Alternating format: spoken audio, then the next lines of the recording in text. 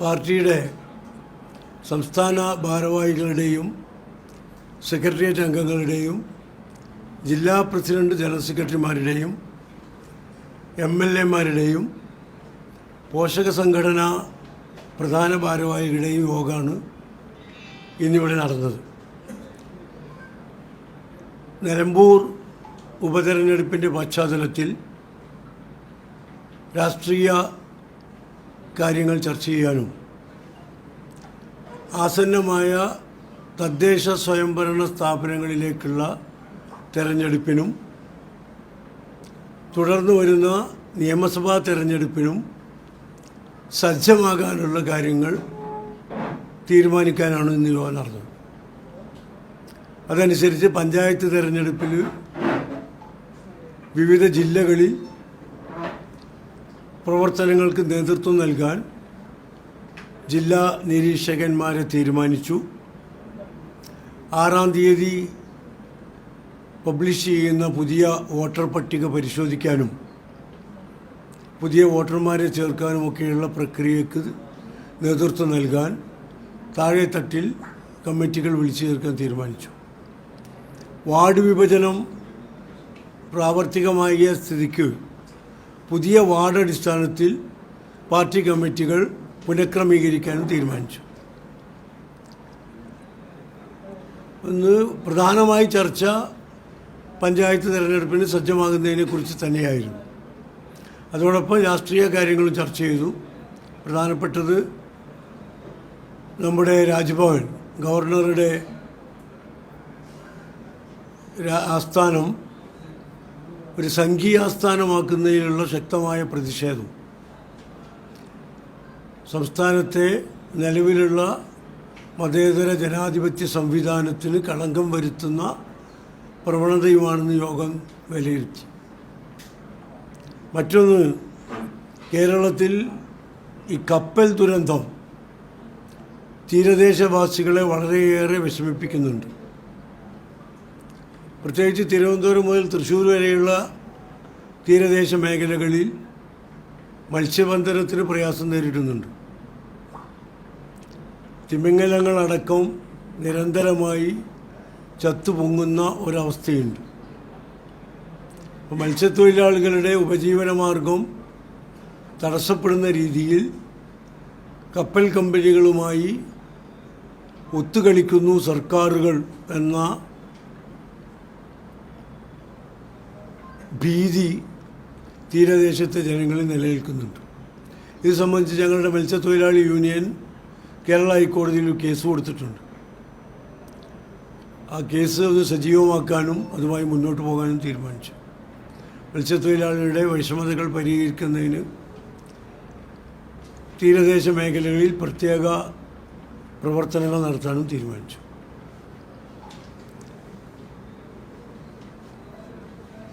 ഇതൊക്കെയാണ് ഇന്നത്തെ യോഗത്തിൻ്റെ പ്രധാനപ്പെട്ട നിലപാടുകൾ. അതോടൊപ്പം നിലമ്പൂർ ഉപതെരഞ്ഞെടുപ്പിൽ പാർട്ടി വളരെ ശക്തമായി പ്രവർത്തിച്ചു എന്നും ഉത്തരവാദിത്തം ഏൽപ്പിക്കപ്പെട്ട എല്ലാ MLA-മാരും പാർട്ടി ഭാരവാഹികളും പൂർണ്ണമായും അവരുടെ ഉത്തരവാദിത്തം നിർവഹിച്ചു, ആത്മാർത്ഥമായി നിർവഹിച്ചു എന്നും അതിന് ഫലമുണ്ടായി എന്നും യോഗം വിലയിരുത്തി. കേരളം എങ്ങനെ ചിന്തിക്കുന്നു എന്നതിൻ്റെ ചൂണ്ടുപലകയാണ് നിലമ്പൂർ ഉപതെരഞ്ഞെടുപ്പ് ഫലം എന്നും പാർട്ടി വിലയിരുത്തിയിട്ടുണ്ട്.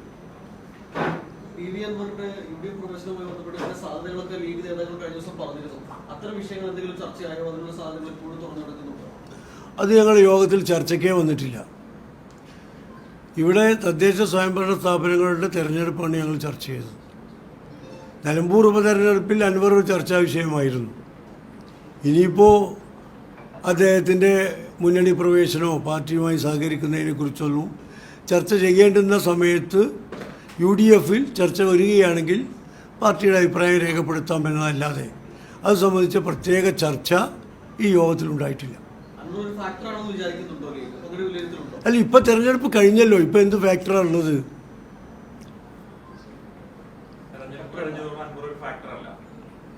അങ്ങനെയല്ല. ഇപ്പോൾ ഞങ്ങളുടെ മുന്നണി UDF വിപുലപ്പെടുത്താൻ എപ്പോഴും മുസ്ലിം ലീഗ് മുന്നിലുണ്ടാവും. അതിന് അടിത്തറ വിപുലമാക്കണം, കൂടുതൽ ജനകീയ പിന്തുണ ഉണ്ടാക്കണം. അത് എങ്ങനെ, എപ്പോൾ, എവിടെ, ആര് എന്നുള്ള കാര്യങ്ങളൊക്കെ UDF കാലാകാലങ്ങളിൽ യോഗം ചേർന്ന് തീരുമാനിക്കും.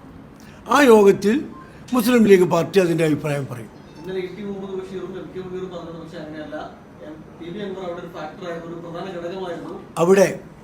അവിടെ അത്രേ ഉള്ളൂ, അതിനപ്പുറം പറഞ്ഞിട്ടില്ല.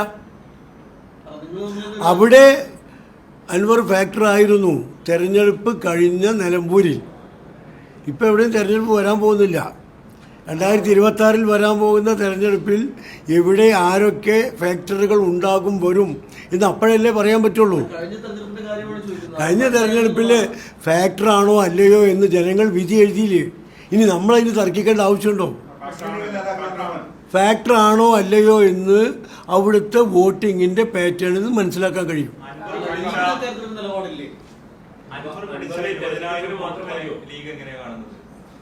അൻവറിന് കിട്ടിയതാണെന്ന് കാണുന്നു. ഇപ്പം ചില സ്വതന്ത്രന്മാർ ഒറ്റയ്ക്ക് നിന്ന് മത്സരിച്ച് ജയിച്ചിട്ടില്ലേ കേരളത്തിൽ?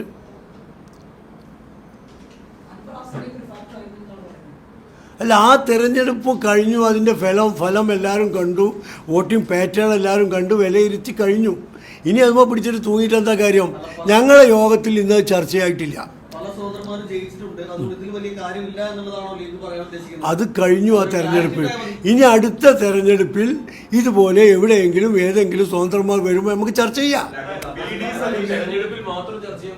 ആണ് ഇതുപോലെ തെരഞ്ഞെടുപ്പിൽ ചാടി വരുന്ന, ഇതുപോലെ തെരഞ്ഞെടുപ്പിൽ കയറി വരുന്ന സ്വതന്ത്രന്മാരെ കുറിച്ച് തെരഞ്ഞെടുപ്പ് കാലത്തല്ലേ ചർച്ച ചെയ്യാം. ഓ, തദ്ദേശ സ്വയംഭരണ തെരഞ്ഞെടുപ്പ് നിലമ്പൂരിൽ മാത്രമല്ലല്ലോ, കേരളം മുഴുവൻ ഉണ്ട്. ഒരുപാട് സീറ്റുകളിലെ, ഒരുപാട് നിയമസഭാ സീറ്റുകൾ കുറഞ്ഞ വോട്ടുകൾക്കാണ് തോറ്റിട്ടുള്ളൂ. അപ്പോൾ അവിടെയൊക്കെ അൻവർ ഒരു ഫാക്ടറായി വന്നു കഴിഞ്ഞാൽ, അൻവർ സ്ഥാനാർത്ഥി നിർത്തി കഴിഞ്ഞാൽ ഒരു ഭീഷണിയാവുന്ന തോന്നലൊക്കെ വന്നു കഴിയുമ്പോൾ നമുക്ക് നോക്കാം. വന്നു കഴിഞ്ഞാലല്ലേ, കഴിയട്ടെ. അല്ല, അതപ്പം നോക്കും. വന്നു കഴിഞ്ഞാൽ ഭീഷണിയാണ് എന്ന് കണ്ട അപ്പം ഞങ്ങൾ നോക്കിക്കോളാം. ഇപ്പം നമ്മുടെ മുമ്പിൽ പെട്ടെന്നൊരു ഭീഷണിയൊന്നും ഇല്ലല്ലോ. ഇപ്പം നമ്മുടെ മുമ്പിൽ ഒരു ഭീഷണിയില്ല. 2026 എന്താണ് കേരളം ചിന്തിക്കുക എന്ന് വളരെ വ്യക്തമായി കഴിഞ്ഞു. ഞങ്ങൾ ശുഭാപ്തി വിശ്വാസക്കാരാണ്.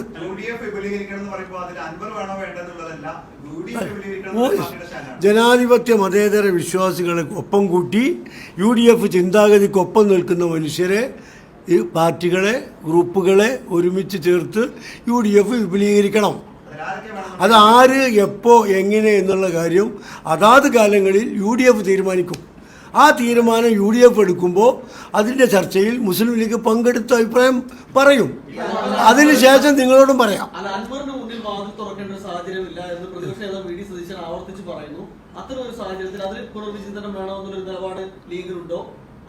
ഞാൻ പറഞ്ഞല്ലോ, ഈ കാര്യത്തെക്കുറിച്ച് ഞങ്ങൾ ചർച്ച ചെയ്തിട്ടില്ല.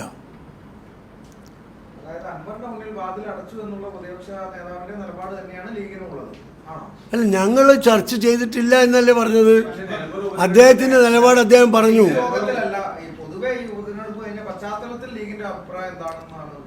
അല്ല, ലീഗ് നേരത്തെയും ലീഗിന്റെ അഭിപ്രായം UDF പറഞ്ഞിട്ടുണ്ട്. UDF മൊത്തത്തിലെടുക്കുന്ന തീരുമാനം ലീഗിൻ്റെത് കൂടി ആയിരിക്കും. ആവാനാണ് സാധ്യത.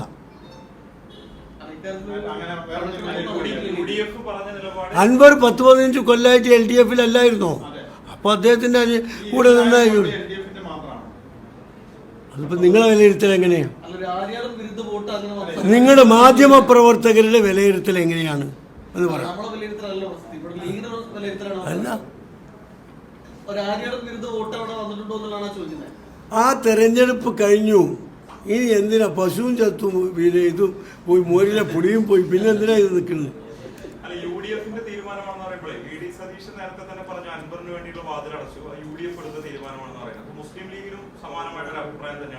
ഞാൻ പറഞ്ഞല്ലോ, അൻവറിന്റെ കാര്യം ഇപ്പൊ നമ്മുടെ മുമ്പിൽ ചർച്ചയിലില്ല.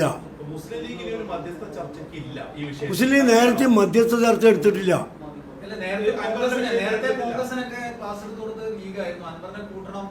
ഞങ്ങളോ? നിങ്ങൾ കണ്ടിരുന്നോ ക്ലാസ്? നിങ്ങൾ ആ ക്ലാസ് പങ്കെടുത്തിരുന്നോ? വെറുതെ എന്തിനാ അറിയാത്ത കാര്യങ്ങളും ഇല്ലാത്ത കാര്യങ്ങളും പറയുന്നത്? നിങ്ങളൊക്കെ വിശ്വാസം നഷ്ടപ്പെടും. അല്ല, ഇന്നലെ എം കെ മുനീർ പറഞ്ഞത് പിന്നെ ഒരാള് തനിച്ച് നിന്ന് 19,000 വോട്ട് നേടുക എന്ന് പറയുന്നത് നിസ്സാര കാര്യമാണോ എന്നാണ് ചോദിച്ചത്. അപ്പൊ അത് അദ്ദേഹത്തിന് മാത്രം അഭിപ്രായമായിട്ടാണോ കരുതേണ്ടത്? ഒരാൾ തനിച്ചു നിന്ന് 19,000 വോട്ട് നേടുക എന്ന് പറഞ്ഞാൽ 19,000 വോട്ടിന്റെ കാര്യമാണ്. 10 വോട്ടിന്റെ 5 വോട്ടിന്റെ കാര്യമല്ല. അല്ല, ഒരാളുടെ വലിയ കാര്യമാണെന്ന് പറയുന്നു. നിങ്ങൾ ഇവിടെ ഇരുന്നിട്ട് അത് വലിയ കാര്യമല്ല, ഒരുപാട് സ്വാതന്ത്ര്യം ജയിച്ചിട്ടില്ലേ എന്ന് ചോദിക്കുന്നു. അപ്പൊ ഒരു നേതൃതലത്തിൽ എന്താണ് ഒരു അഭിപ്രായ ഐക്യമില്ലേ? ഞങ്ങൾ പറഞ്ഞല്ലോ, ഈ അൻവറിന്റെ കാര്യം പാർട്ടി തലത്തിൽ ഇപ്പൊ ചർച്ച ചെയ്തിട്ടില്ല. വളരെ വ്യക്തമാണ്, ഇന്നിപ്പോ ചർച്ച ചെയ്തിട്ടില്ല. ജനാധിപത്യ മതേതരത്വ കക്ഷികളെ ഉൾപ്പെടുത്തി UDF വിപുലപ്പെടുത്താറുള്ളത്. PV അൻവർ ജനാധിപത്യ മതേതര കക്ഷിയാണോ? അതൊക്കെ അത് വിപുലപ്പെടുത്തുന്ന കാലത്തല്ലേ ചിന്തിക്കേണ്ടതുള്ളൂ. ഞാൻ പറഞ്ഞല്ലോ, തക്ക സമയത്താണ് ഞങ്ങൾ യുക്തമായ തീരുമാനമെടുക്കുക. അതായത് ഇന്നത്തെ യോഗത്തിൽ അൻവർ പ്രതീക്ഷിച്ച ഒരു ചർച്ചയുണ്ടായിട്ടില്ല. അൻവർ അത് കാത്തിരിക്കണ്ട. അൻവർ പ്രതീക്ഷിച്ചിരുന്നു അങ്ങനെ ഒരു ചർച്ച? എനിക്കറിഞ്ഞൂടാ. അല്ല, അദ്ദേഹം പ്രതീക്ഷിക്കുന്നതിന് ഞങ്ങൾ ഉത്തരവാദികളല്ല. ഞങ്ങളെ സംബന്ധിച്ചിടത്തോളം ഇപ്പോൾ ചർച്ച ചെയ്യേണ്ട ഒരു പ്രശ്നമല്ല അൻവറിന്റെ കാര്യം. ഇപ്പോ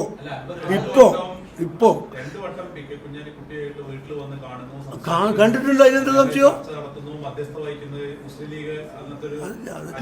മുസ്ലിം ലീഗ് മധ്യസ്ഥ വഹിക്കുന്നു എന്നൊക്കെ, മുസ്ലിം ലീഗ് ക്ലാസ് എടുക്കുന്നു, മുസ്ലിം ലീഗ് മധ്യസ്ഥ വഹിക്കുന്നു എന്നൊക്കെ പറയുന്നത് നിങ്ങൾ പറയാണ്. അത് ഞങ്ങൾ പിന്നെ തലയിൽ വെച്ച് കെട്ടണ്ട. ഞങ്ങൾ UDF കോഴിക്കോട് ചേർന്നല്ലോ. ആ കോഴിക്കോട് ചേർന്ന യോഗത്തിൽ ഞങ്ങൾ തീരുമാനം പറഞ്ഞിട്ടുണ്ട്. ആ തീരുമാനം UDF എടുത്തിട്ടുണ്ട്. അത്രയേ ഉള്ളൂ. ഇനി അങ്ങനെ അഭിപ്രായം നിങ്ങൾക്കുണ്ടോ? വിശ്വസിക്കാൻ കൊള്ളാത്ത നേതാവാണ് എന്നത് ഞാൻ പറയട്ടെ, നിങ്ങൾ ചോദിച്ചതെന്താ? അൻവർ വിശ്വസിക്കാൻ കൊള്ളാത്തൊരു നേതാവാണ് എന്നതുകൊണ്ടാണോ ലീഗിന് അങ്ങനെ അഭിപ്രായം? അപ്പം നിങ്ങൾ അങ്ങനെ വിശ്വസിക്കുന്നുണ്ടോ?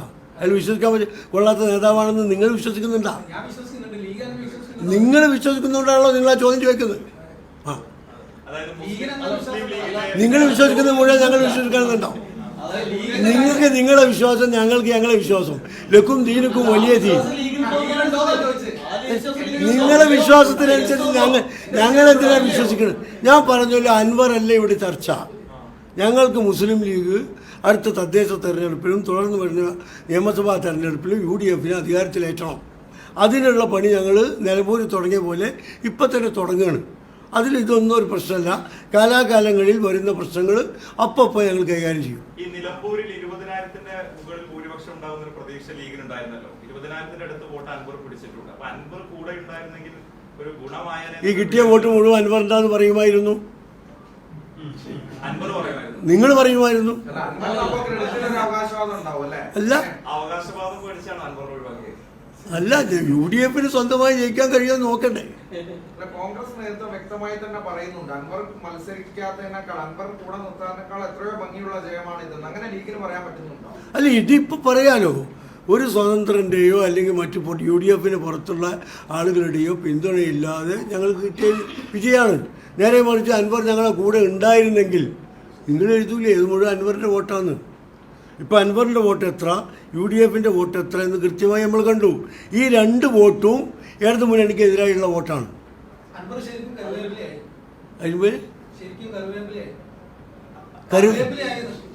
അല്ല, ആരാ അദ്ദേഹത്തെ? ഞങ്ങൾ അദ്ദേഹത്തെ ഉപയോഗിച്ചിട്ടില്ലല്ലോ.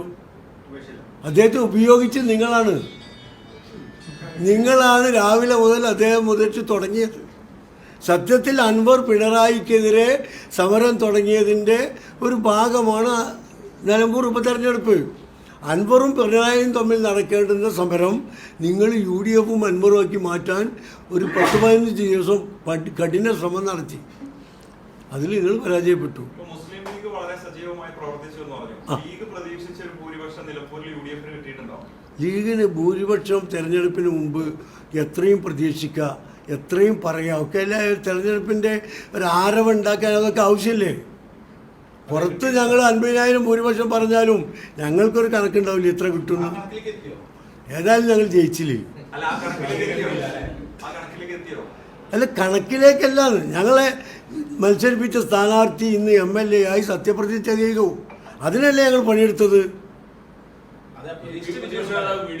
മുസ്ലിം ലീഗിന്റെ സഹായം തേടിയോ? ഈ അൻവർ വിഷയം ഇങ്ങനെ നിലനിർത്തിക്കൊണ്ട് പോകേണ്ട, അവസാനിപ്പിക്കണം, അദ്ദേഹത്തിന്റെ നിലപാടിലേക്ക് ലീഗ് കൂടി ഇപ്പോൾ വന്നല്ലോ, അദ്ദേഹം സഹായം തേടിയോ? എന്തിനാ അദ്ദേഹത്തിന് സഹായം? അദ്ദേഹവും മുസ്ലിം ലീഗും അടങ്ങുന്ന UDFന്റെ ചെയർമാനാണ് അദ്ദേഹം, പ്രതിപക്ഷ നേതാവാണ്. അദ്ദേഹം പ്രത്യേക സഹായം അഭ്യർത്ഥിക്കേണ്ട വല്ല കാര്യമുണ്ടോ? UDFന്റെ പൊതുവായ ഇതിനപ്പുറം മുസ്ലിം ലീഗിന് അൻവറിനോട് പ്രത്യേകിച്ച് താല്പര്യം കുറവില്ല. ഇല്ല, അതാണ് സത്യം. നിങ്ങളിപ്പോൾ പറഞ്ഞതാണ് ശരി. UDFന്റെ പൊതു താല്പര്യത്തോടൊപ്പമാണ് ലീഗിന്റെ താല്പര്യം. അല്ലാതെ ഞങ്ങൾക്ക് പ്രത്യേകിച്ച് അൻവറിനോട് മമതയോ വിദ്വേഷമോ ഇല്ല. നമ്മൾ സത്യപ്രതിജ്ഞ ചെയ്യുമ്പോൾ പറയല്ലേ, മമതയോ വിദ്വേഷമോ ഇല്ലാതെ നീതിപൂർവം ഉത്തരവാദിത്വം നിർവഹിക്കും. ഇന്നത്തെ രാഷ്ട്രീയകാര്യ സമിതിയിലടക്കം UDF ചില നേതാക്കൾ മാത്രം അൻവറിന് അനുകൂലമായി പറഞ്ഞതും ഭൂരിപക്ഷം അൻവറിനെതിരായിട്ടാണ് നിലപാടെടുത്തതാണ് മനസ്സിലാക്കുന്നത്. അപ്പൊ ആ നിലപാട് തന്നെയാണ് ലീഗിനും എന്നാണ് നമ്മൾ മനസ്സിലാക്കുന്നത്, അല്ലേ? കോൺഗ്രസ് വേറെ പാർട്ടിയാണ്, ലീഗ് വേറെ പാർട്ടിയാണ്. അവർക്ക് അവരുടെ നിലപാട്, ഞങ്ങൾക്ക് ഞങ്ങളുടെ നിലപാട്. ഞാൻ പറഞ്ഞല്ലോ, ഇന്ന് അൻവർ ഞങ്ങളുടെ യോഗത്തിൽ ചർച്ചയേ ആയിട്ടില്ല. പക്ഷേ ലീഗ് ഇപ്പൊ തദ്ദേശ തെരഞ്ഞെടുപ്പിനൊക്കെ തയ്യാറെടുക്കാൻ പോവുകയാണല്ലോ. അപ്പോൾ അടുത്ത തദ്ദേശ തെരഞ്ഞെടുപ്പില് അൻവർ ഒരു വിഷയമാവില്ല. അങ്ങനെ അത് ഞങ്ങൾ നോമിനേഷൻ കൊടുക്കുന്ന സമയത്ത് ആലോചിച്ചോളാം. UDFന്റെ പൊതു താല്പര്യത്തോടൊപ്പമാണ് മുസ്ലിം ലീഗ് എന്ന് പറഞ്ഞല്ലോ അൻവറിന്റെ വിഷയത്തിൽ. അപ്പൊ ഈ UDFന്റെ പൊതു താല്പര്യത്തോടൊപ്പം അല്ലേ മുസ്ലിം ലീഗ് നേതാക്കളായിട്ട് AT മുഹമ്മദ് ബഷീറും MK മുനീറും? ആണ്. അവര് വിരുദ്ധമായിട്ടൊന്നും അവർ പറഞ്ഞിട്ടില്ല. അവർ പുതിയ ആളുകളെ കൂട്ടൽ നല്ലതാണെന്ന് പറഞ്ഞു. അത് ഞാനും പറഞ്ഞല്ലോ. അത് ആരെ കൂട്ടണോ, എപ്പോൾ കൂട്ടണോ, എങ്ങനെ കൂട്ടണം എന്നൊക്കെ UDF തീരുമാനിക്കേണ്ടത്. അവിടെ 20,000 വോട്ട് കിട്ടി എന്ന് പറഞ്ഞു. അത് ശരിയല്ലേ? നിങ്ങൾക്കും അറിയുന്നതല്ലേ? പ്രധാനമൊന്നും പറഞ്ഞിട്ടില്ല. പ്രധാനമൊന്നും അവിടെ ഒരു ഫാക്ടറായിരുന്നു. അവിടെ SDPI ഫാക്ടർ, അവിടെ SDPI ഫാക്ടറായിരുന്നു. ഈ പിന്നെ BJP ഫാക്ടറായിരുന്നു. എല്ലാം മത്സരിച്ചവരും ഫാക്ടറാണ്.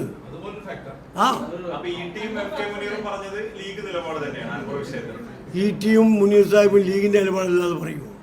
വേറെ ഏതെങ്കിലും പാർട്ടിയുടെ നിലപാട് അവർ പറയുമോ? ആര് ആരാ പറഞ്ഞ അൻവറുമായി ഞങ്ങൾ ചർച്ച നടത്തിയെന്ന്?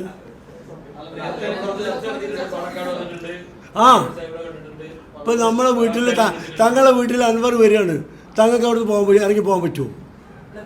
വരുന്നു, ഇരുത്തും, ചായ കൊടുത്തും, കുഞ്ഞാക്കുട്ടിയേക്കാട് ചായ കൊണ്ടുവരാൻ പറയും, കൊടുക്കും, ലോകം പറയും, പോരും. എന്താ ഈ കുഴപ്പം?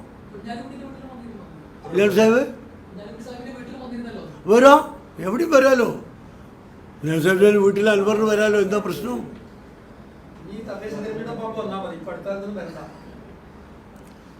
പിന്നെന്തിനാ നിങ്ങൾ ഇപ്പൊ തന്നെ ചോദിക്കണം? അപ്പൊ ചോദിച്ചാ പോരെ.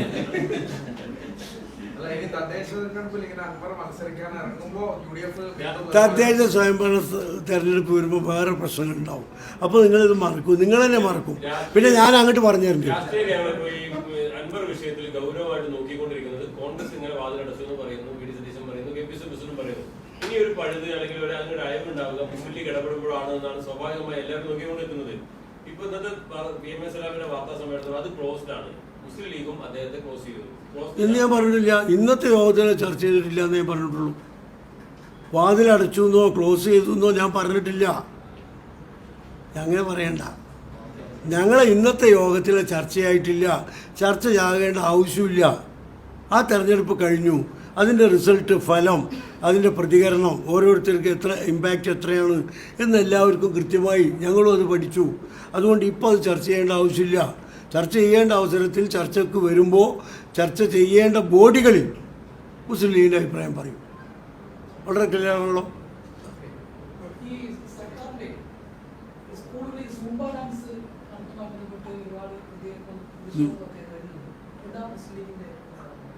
അല്ല, അതൊക്കെ എന്ന് പറഞ്ഞാൽ ആ ഡാൻസിൻ്റെ സ്വഭാവവും രൂപമൊക്കെ എന്താണെന്ന് അറിഞ്ഞിട്ടേ പറയാൻ പറ്റുള്ളൂ. അത് നമ്മുടെ സാംസ്കാരിക നിലവാരത്തെയും വിദ്യാർത്ഥികളുടെ സദാചാര ബോധത്തെയും ഒക്കെ അപഹരിക്കുന്നതാണെങ്കിൽ ശക്തമായി പ്രതിഷേധിക്കും.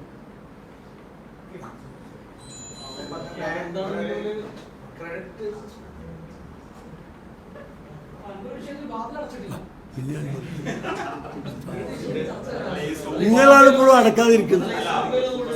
ഡാൻസ് വിവാദത്തിലെ ഇപ്പോ മുസ്ലിം സമുദായ സംഘടനാ നേതാക്കളൊക്കെ എതിർപ്പ് പറഞ്ഞിട്ടുണ്ട്. ടി കെ അഷ്റഫ് അത് അല്പവസ്ത്രധാരികളായിട്ട് ആൺകുട്ടികളെ പെൺകുട്ടികളെ ഒരുമിച്ച് ഡാൻസ് കളിപ്പിക്കുകയാണെന്ന് പറയുന്നുണ്ട്. അബ്ദുൾ സമദ് മുക്കോട്ടിനെ പോലെയുള്ള നേതാക്കളും എതിർപ്പ് പറഞ്ഞിട്ടുണ്ട്. അപ്പൊ ഈ നേതാക്കൾ പറയുന്ന നിലപാടിനൊപ്പമാണോ മുസ്ലിം ലീഗ് കാര്യത്തിൽ? അല്ല, ഞാൻ പറഞ്ഞല്ലോ അതിൻ്റെ രൂപവും ഭാവവും വ്യക്തമായി അറിഞ്ഞതിന് ശേഷം ഞാൻ പ്രതികരിക്കാം. മതസംഘടനാ നേതാക്കൾ പറയേണ്ടതാണ്, അവരാണ് ഇത്തരം കാര്യങ്ങളിൽ ഇടപെടേണ്ടത്. മതവിശ്വാസത്തെയും സാംസ്കാരിക കാര്യങ്ങളെയൊക്കെ അപഹസിക്കുന്നതാണെങ്കിൽ സ്വാഭാവികമായും മതസംഘടനകൾ ഇടപെടണം. ലീഗിലൊരു നിലപാടെടുത്തിട്ടില്ല. ഞങ്ങൾ പഠിച്ചുകൊണ്ടിരിക്കുകയാണ് അതിൻ്റെ സ്വഭാവം. അങ്ങനെ അവിടെ ഒരു ക്രെഡിറ്റ് തർക്കം നടക്കുന്നുണ്ട്. പ്രതിപക്ഷ നേതാവ് പറഞ്ഞു താൻ ക്യാപ്റ്റൻ ആണെങ്കിൽ ചെന്നിത്തല മേജറാണ്. ലീഗിന്റെ അഭിപ്രായം എന്താ? ലീഗിനാരും ഒന്നും തന്നിട്ടില്ല ഇതുവരെ. ലീഗിനെ സംബന്ധിച്ചിടത്തോളം UDF ചെയർമാനാണ് സതീശൻ, അതിൻ്റെ കൺവീനറാണ് അടൂർ പ്രകാശ്, പ്രതിപക്ഷ നേതാവാണ് സതീശൻ, ഉപനേതാവാണ് കുഞ്ഞാലിക്കുട്ടി സാഹിബ്. അത്രയേ ഉള്ളൂ ഞങ്ങൾക്ക്. നിലമ്പൂരിലെ തെരഞ്ഞെടുപ്പിൽ ലീഗിന് വലിയ പങ്കുണ്ട്. ലീഗ് വളരെ ആത്മാർത്ഥമായിട്ട് ജോലി ചെയ്തിട്ടുണ്ട്. പക്ഷെ അതൊക്കെ എല്ലാവരും അംഗീകരിക്കുന്നുണ്ട്. പക്ഷെ ക്യാപ്റ്റൻ പട്ടമോ അല്ലെങ്കിൽ ഡെപ്യൂട്ടി ക്യാപ്റ്റൻ പട്ടമോ ഒന്നും തരുന്നില്ല. അല്ല, അതിന് ഞങ്ങളങ്ങനെ ആർക്കും പട്ടം കൊടുത്തില്ലല്ലോ. ഞങ്ങളാർക്കും പട്ടം കൊടുത്തിട്ടില്ല. അങ്ങനെ പട്ടം കൊടുക്കേണ്ട ആവശ്യമില്ലല്ലോ. നിങ്ങളിങ്ങനെ ഓരോരുത്തർക്ക് പട്ടം കൊടുക്കല്ലേ നിങ്ങൾ? അല്ല, എല്ലാരും ഓരോ സ്ഥാനം പറയുന്നുണ്ട്. സണ്ണി ജോസഫ് പറഞ്ഞു ഞങ്ങളൊക്കെ പട്ടാളക്കാരനാണ്, ഞാൻ പട്ടാളക്കാരനാണെന്ന് പറഞ്ഞു. ക്യാപ്റ്റൻ മേജർ പട്ടാളക്കാരൻ എന്ന് പറഞ്ഞാൽ രാജ്യത്തെ കാക്കുന്നവൻ, പാർട്ടിയെ സംരക്ഷിക്കുന്നവൻ. അതെല്ലാ പാർട്ടിക്കാരും അതാണല്ലോ. പ്രസിഡന്റ് മാത്രമല്ലല്ലോ. ക്യാപ്റ്റനോ മേജറോ ഒന്നും ഇല്ല. ഞങ്ങളെ സംബന്ധിച്ചിടത്തോളം ഇല്ല.